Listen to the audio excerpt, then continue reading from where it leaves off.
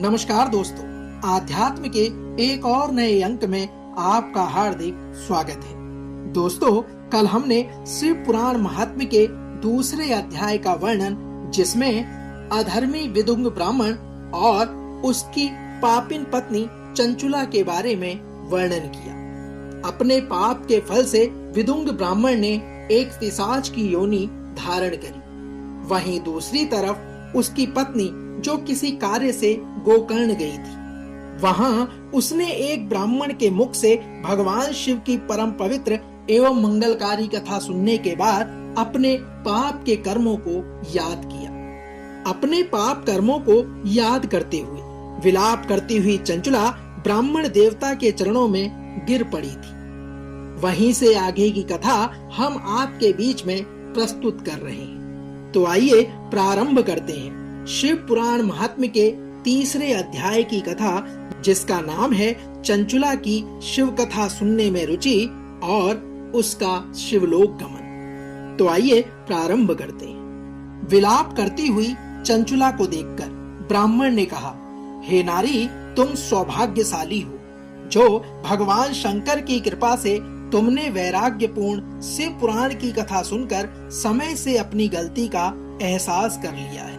तुम्हें डरने की आवश्यकता नहीं है। तुम्हें भगवान शिव की शरण में जाना चाहिए। उनकी परम कृपा से तुम्हारे सभी पाप नष्ट हो जाएंगे। ब्राह्मण आगे कहते हैं, मैं तुम्हें भगवान शिव की कथा सहित वह मार्ग बताऊंगा जिसके द्वारा तुम्हें सुख देने वाली उत्तम गति प्राप्त होगी। शिव कथा सुनने से तुम्हारी बुद्धि शुद्ध हो गई है और तुम्हें पश्चाताप हुआ है तथा मन में वैराग्य उत्पन्न हुआ है। हे देवी, पश्चाताप ही पाप करने वाले पापियों के लिए सबसे बड़ा प्रायश्चित है।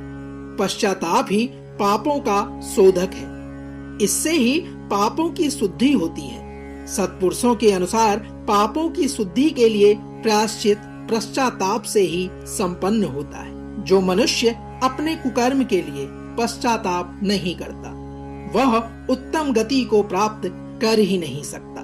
परंतु जिसे अपने कृत्य पर हार्दिक पश्चाताप होता है, वह अवश्य उत्तम गति का भागीदार होता है। ब्राह्मण देवता आगे कहते हैं, हे चंचुला, शिव पुराण की कथा सुनने से चित्त की शुद्धि एवं मन निर्मल हो जाता है। शुद्ध चित्त में भगवान शिव और पार्वती का वास होता है। वह शुद्धात्मा पुरुष सदाशिव के पद को प्राप्त होता है। इस कथा का श्रवण सभी मनुष्यों के लिए कल्याणकारी है, अतः इसकी आराधना व सेवा करनी चाहिए। यह कथा भव बंधन रूपी रोग का नाश करने वाली है। भगवान शिव की कथा सुनकर हृदय से उसका मनन करना चाहिए। इससे चित्त की शुद्धि होती है। चित्त शुद्ध होने से ज्ञान और वैराग्य के साथ महेश्वर की भक्ति निश्चय ही प्रकट होती है तथा उनके अनुग्रह से दिव्य मुक्ति प्राप्त होती है। हे देवी, जो मनुष्य माया के प्रति आसक्त है, वह इस संसार बंधन से मुक्त नहीं हो पाता। हे ब्राह्मण पत्नी, तुम अन्य विषयों से अपने मन को हटाकर भगवान शंकर की इस परम पावन कथा को सुनो। इससे तुम्हारे चित्त की शुद्धि होगी और तुम्हें मोक्ष की प्राप्ति होगी। हे देवी, जो मनुष्य निर्मल हृदय से भगवान शिव के चरणों का चिंतन करता है, उसकी एक ही जन्म में मुक्ति हो जाती है। सूत जी आगे कहते हैं, हे सोनक, यह कहकर वे ब्राह्मण चुप हो गए। उनका हृदय करुणा से भर गया। वे ध्यान में मग्न हो गए। ब्राह्मण का उक्त उपदेश सुनकर चंचुला के नेत्रों में आनंद के आंसू छलक आए।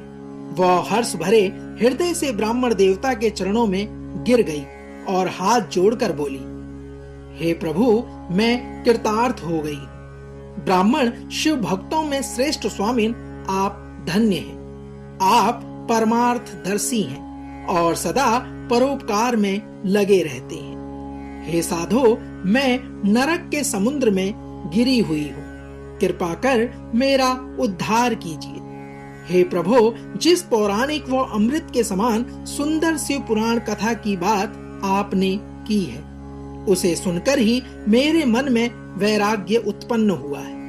उस अमृतमयी शिव पुराण कथा को सुनने के लिए मेरे मन में बड़ी श्रद्धा हो रही है। कृपया आप मुझे उसे सुनाने का कष्ट करें। सूत जी कहते हैं, हे सौनक, शिव पुराण की कथा सुनने की इच्छा मन में लिए चंचुला उन ब्राह्मण देवता की सेवा में वहीं रहने लगी। उस गोकुंड नामक महाक्षेत्र में उन ब्राह्मण देवता के मुख से चंचुला शिव पुराण की भक्ति, ज्ञान और वैराग्य को बढ़ाने वाली और मुक्ति प्रदान करने वाली परम उत्तम कथा को सुनकर कृतार्थ हो गई। उसका चित्त शुद्ध हो गया। वह अपने हृदय में शिव के सगुण रूप का चिंतन करने लगी। वह सदैव शिव के सच्चिदानंदमय स्वरूप का स्मरण करती थी। तत्पश्चात अपना समय पूर्ण होने पर चंचुला ने बिना किसी कष्ट के अपना शरीर त्याग दिया। उसे लेने के लिए एक दिव्य विमान वहां पहुंचा। वह विमान शोभा साधनों से सजा हुआ था एवं शिव गणों से सुशोभित था। हे सौनक जी, चंचुला विमान से शिवपुरी पहुंची।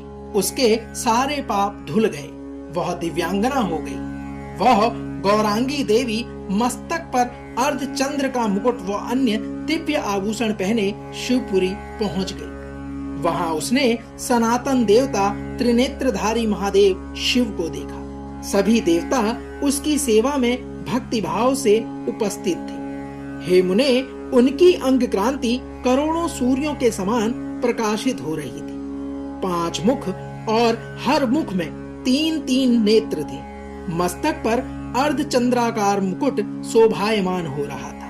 कंठ में नील का चिन्ह था। उनके साथ में ही देवी गौरा विराजमान थी, जो विद्युत पुंज के समान प्रकाशित हो रही थी। हे मुने, महादेव जी की कांति कपूर के समान गौर थी। उनके शरीर पर श्वेत वस्त्र थे तथा शरीर श्वेत भस्म से युक्त था। सूत जी कहते हैं, हे सौनक जी, इस प्रकार भगवान शिव के परम उज्जवल रूप के दर्शन कर चंचुला बहुत प्रसन्न हुई। उसने भगवान को बारंबार प्रणाम किया और हाथ जोड़कर प्रेम, आनंद और संतोष से युक्त हो विनीत भाव से खड़ी हो गई। उसके नेत्रों में आनंद अश्रुओं की धारा बहने लगी। हे मुने, भगवान शंकर व भगवती गौरी उमा ने करुणा के साथ सौम्य दृष्टि से देखकर चंचुला को अपने पास बुलाया। गौरी उमा ने उसे प्रेम पूर्वक अपनी सखी बना लिया और चंचुला सुख पूर्वक भगवान शिव के धाम में उमा देवी की सखी के रूप में निवास करने लगी। दोस्तों, तो यह था शिव पुराण महात्म्य के 3रे अध्याय की कथा का सार, जिसमें अधर्मी चंचुला ने भगवान शिव की भक्ति से शिवलोक को प्राप्त कर अपने जीवन को कृतार्थ किया। कल शिव पुराण महात्म्य के 4थे अध्याय की कथा के सार को लेकर एक बार पुनः आपसे होगी मुलाकात। तब तक जय शिव शंकर, हर हर महादेव।